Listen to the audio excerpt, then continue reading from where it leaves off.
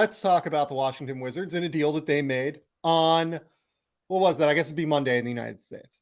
They traded Rui Hachimura, which is something that it feels like has been in the works now for a couple of weeks, maybe. Josh Robbins reported, along with Shams Charania, that it seems like there has been some sort of trade request, basically, and they moved quickly. The Los Angeles Lakers also moved quickly. They acquire Rui Hachimura for 3 second-round picks. One of those picks is a 2023 Chicago Bulls second that actually might end up in the top 40. Like, that might end up being an okay pick. But the other ones are going to be a little bit more questionable in value because they're a little bit further out. So we don't really need to break that down. But getting one good second-round pick, a couple other flyers, feels like pretty good business for Washington. Hachimura, though, obviously is the standout guy here. He is an incredibly important player within, Japanese basketball culture. There is an enormous media contingent, or at least I would imagine there still is, and certainly will be now that he plays for the Lakers, an enormous media contingent that follows him around. He's the first round pick in the history of Japanese basketball. And he is someone that has, to this point, not really found his footing as a winning NBA player. There are moments where he scores at a high level. He averages 13 points per game through his 3.5 years that he's played in the league. But a lot of those points kind of come off as empty calories. Do you kind of feel that way, Seth? Short version, yes. He's improved mildly at it over his career, but he came into the league as a guy who didn't get to the line a lot, didn't shoot a lot of threes. And it's just it's a tough diet of attempts for a guy to become an efficient scorer. And if you're not going to be an efficient scorer, and you're not going to be a volume scorer, and you're not going to be a playmaker, and you're not going to be a terribly good defender, it's sort of what are you? So in his case, he's essentially a mid-range gunner. In half-court settings, he's taking 42% of his shots between 6 and 20 feet. For reference, Bradley Beal only takes 40% of his shots between that range. And Bradley Beal is like a noted mid-range specialist, right? Like, this is where Rui is. Like, that's what his game is in the half court. He can get out and transition and be kind of a freight train when he wants to use his physicality in that way, but he's not quite as impactful in terms of being a mismatch threat as I thought he might be entering the league. But here's the other thing. He's gotten so good at mid-range jumpers that, like, there's real value in it. He's shooting 48.2% between that 6 and 20 feet range. That's like one of the best numbers in the NBA. And honestly, like, I kind of just buy it. He looks super in rhythm when he takes those shots. He's very effective, taking a one dribble pull up off of, attacking a closeout, because he also has a really good pump fake. Teams and defenders always fall for his pump fake in a way that is somewhat bizarre to me, but he's effective enough to where, like, you can make it work where that shot is sometimes the best option on the court, but not all the time. And we're going to get to some of the other flaws. I'd imagine that you want to bring up the passing, right, Seth? Well, that, and also as when you list the things that the Lakers need offensively, another guy who can get a decent mid-range look, what would not be high amongst them? Yeah. Like, it's certainly useful, and probably is a floor raiser for their offense. It does make you wonder if either there's a mismatch between goals and actions, or goals have changed and nobody's told LeBron. Well, let's talk about the Lakers side of this, and I do want to bring up the passing here in a minute, and we'll talk about that. But like, the Lakers side of this is, I really think they just desperately needed to rebalance their roster on some level, right? Like, a lot of lineups that the Lakers are playing are 3-guard alignments where Patrick Beverley, Russell Westbrook, Dennis Schroeder, Austin Reeves, Lonnie Walker, these guys that are all, 6'5" or under, Austin Reeves is the biggest of those guys. Most of them are, 6'3" and under, in, the case of 3 of those guys.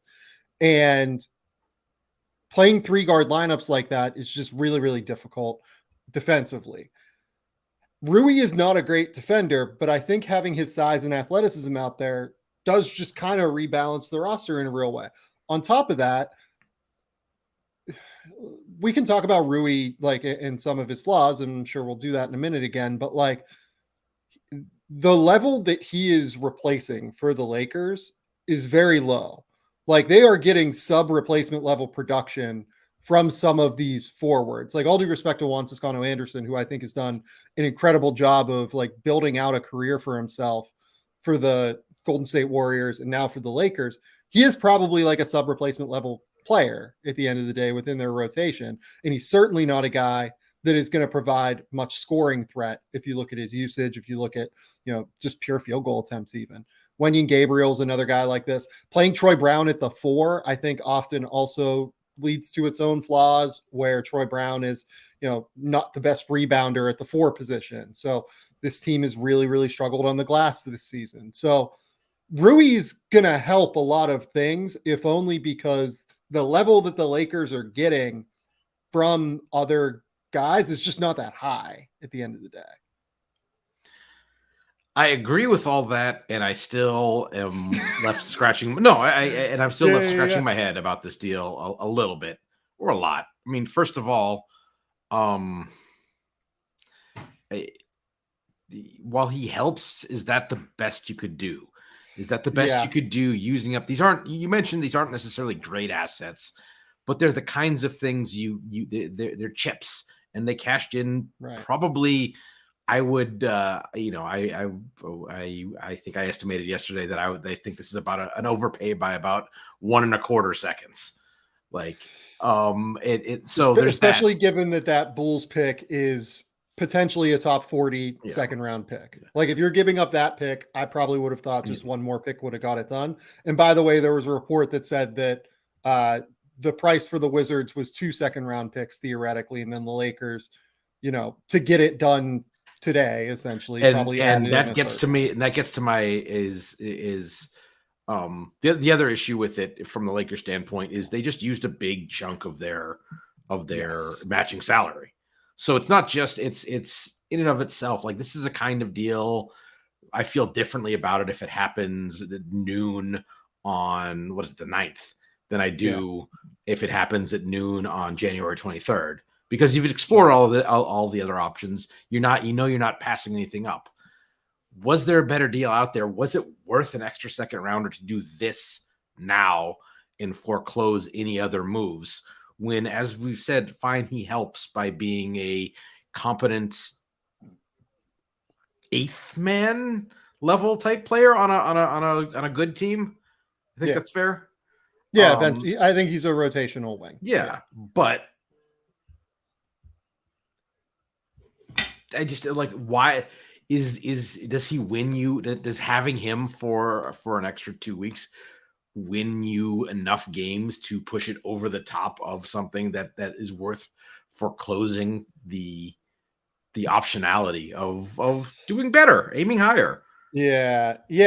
Like I would also feel differently. I would think this is just like a straight up, like totally fine deal if it was someone like the Suns doing this, where they don't have limited assets. Like part of this also is that the Lakers have a very limited asset chest to play with. Like there are only so many pieces that they can move in a deal, right? Like they only have the 2 first round picks they can move.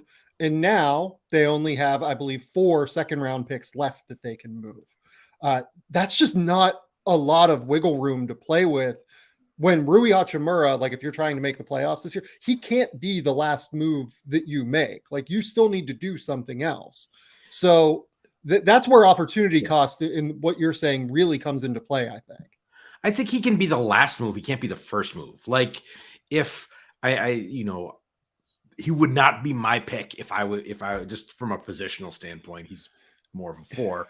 So he wouldn't be an ideal pickup, but that level of player, if the Bucks made a move using some of their limited assets to pick up that kind of guy that they thought could help them in the playoffs to finish the team off, that's fine. Yeah. Like that's sort of what you should be doing if you're a team that's already at that level. I mean, do the Lakers think they're at that level when they're healthy? I don't think so. Look, I certainly think the front office doesn't think so. Like maybe the players do, but I think that we have enough evidence at this point that the front office seems very wary of using their future capital in order to help this team win games, despite my best protestations saying that I think they should do it. Because I think anytime you have LeBron and Anthony Davis, you should be trying to kick all in, if only because down the road, you can just trade Anthony Davis and get back a bunch of your pick capital anyway. So I think that the other part of this, and ultimately why I'm okay with it, because I agree with everything you're saying in terms of opportunity cost. My problem is I struggled to find anyone else that provides that size on the wing that I think could actually end up going for a price tag that works for the Lakers. Like PJ Washington's another player that's potentially available in a similar situation to Rui, was in that same 2019 draft class, did not sign an extension, potentially maybe could be had at the deadline. I think that he probably gets a first round pick from someone, right? Yeah, that's fair. I think he's been a better NBA player to this point in his career than Totally. and there's a reason for that. Yeah. Jalen McDaniels is another name I came up with. I think honestly he'd be better than Rui for this Lakers team, but I don't know. Like, does he only get 3 seconds? Maybe he's an unrestricted free agent. Like that's one that that's the only one that I came up with really. That's actually a low key. Another thing is because he's part of the reason Washington's willing to do this is they, I think they've reached the end of the line. He's going to be a restricted free agent. They probably don't want to be in a situation where they even offer the qualifying offer. He's like, yeah, sure. Because it's $8.5 million. Yeah. I mean, is he a non-tax? Is he a full mid-level player? I don't think so. So you offer him the qualifying offer, he might just snap it up. So Washington didn't really want that. But the Lakers have made a bet that it's now hard for them to win, like longer than the rental of this year, because either they gave up 3 second-round picks for a guy who they don't need around anymore, or they gave up 3 second-round picks for the right to pay him, and perhaps because LA overpay him in 5 months' time. Well, and on top of it too, I think he is the kind of player that tends to get more money in free agency than impacts the game. On top of it, and I mean this like in no way disparagingly, in no way like, people take this the wrong way sometimes, but like he's a genuinely relevant player in Japan. And that market is like craving a basketball star.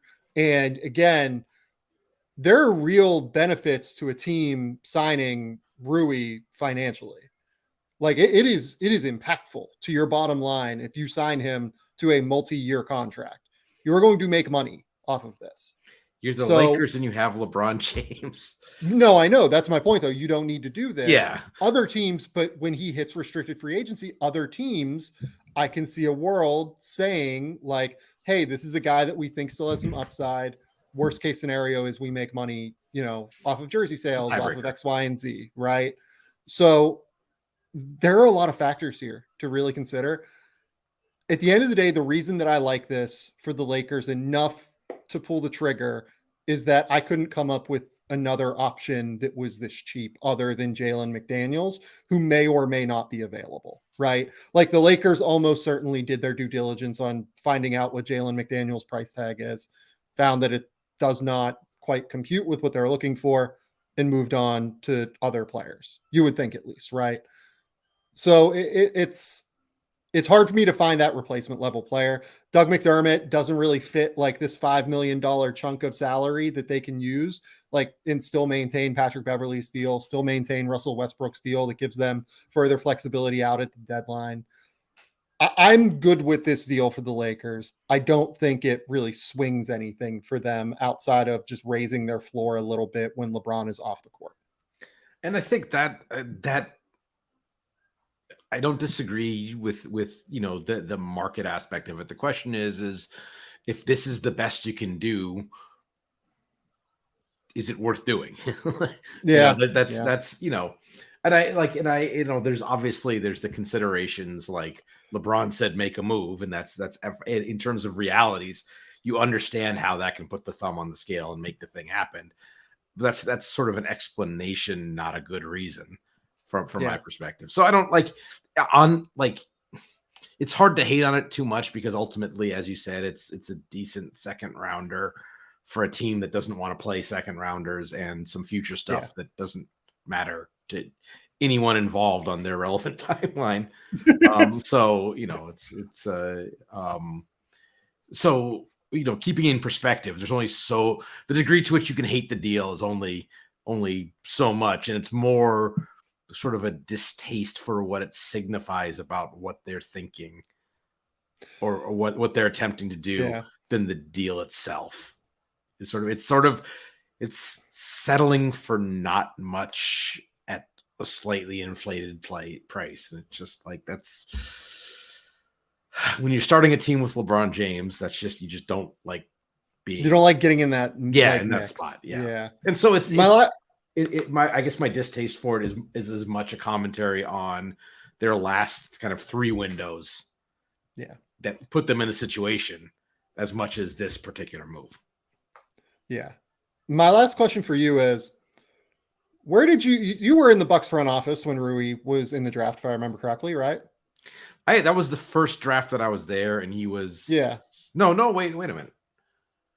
No, that was. I think you were there because that was the Grant Williams draft, and you really like Grant. Yeah. No, that was. Sorry, I think the first draft I was there, he declared and then went back and ended up went back to school for like 2 more years, if I remember correctly. He went back for 1 more year. He declared as a sophomore, I believe, went back to school, and then the junior year was the breakout All-American year, where he then just like skyrocketed. That's right. Did you like him pre-draft? He seems like the kind of guy that you would have lower than. Not really. I just like it. It's. I mean, the way he profiled as a college prospect is kind of what he's turned into in the NBA. And there are guys of that profile who become good NBA players. I think I might, it's probably harsh to make the comparison, but there was some part of the reason why I didn't love Keegan Murray in the draft is there was some of the same thing, but obviously Keegan Murray is a better shooter, is a better defender, better everything basically. And so he's a guy who's of this profile, who's done the things that have to be done. Whereas, Rui came in and like I said, he didn't shoot threes, didn't draw fouls, didn't get to the rim very much. Didn't pass. Well. It's like, that's a very early 90s power forward profile. It's a hard needle to thread. Like he basically had to be a primary scoring option to thread that needle. Yeah. And I thought there was some upside there, like physically. I mean, he's 6'8", 230 pounds. Like when he wants to play physically, he is strong as hell. And he has enormous hands, like a 7'2" wing. Like you can like, if you were building like a 6'8" basketball player in a laboratory, like this is what it would look like. It would look like Rui Hachimura. And it just hasn't quite managed yet. And like, I wonder if some of the passing stuff, for instance, so like, I wrote this in the story I wrote, but like he averages like 2 potential assists per 24 minutes played. That's like in the bottom 20% of all forwards in the NBA, essentially. On my playmaking usage, he's at 3.6, which is among the lower in the league, certainly for forwards. That puts him just behind Dwight Powell and Montrezl Harrell. Yeah, right. So that's who he is, and it becomes tricky, I think, to try and find exactly, what's going to happen when like LeBron kicks out the ball to him and he pump fakes into like a 1 dribble pull up, like 18-footer. And like LeBron looks at him and he's just like, what are you doing? Like, this is not efficient offense. This is not the way that like things work. But, he can get the shot. That matters. He does score. Like he's relevant as a scorer. Yeah, I don't know. I actually had him a little bit lower on my board as well. And this comes from someone who I went up to Gonzaga to interview him like before the season. He's one of my favorite people I've ever talked to in my life in basketball. I just wonder if some of his flaws kind of permeate his game because he came to basketball later. Like he came to basketball at like 12 years old, after like growing up playing baseball in Japan and everything. And I just wonder if like he is missing that, essential youth time kind of thing. You know what I That mean? little bit of feel, a little bit of ball handling. Yeah, yeah, exactly. That like, you get when you just kind of like play at 5 years old, 4 years old, whatever, like you just get more comfortable doing it.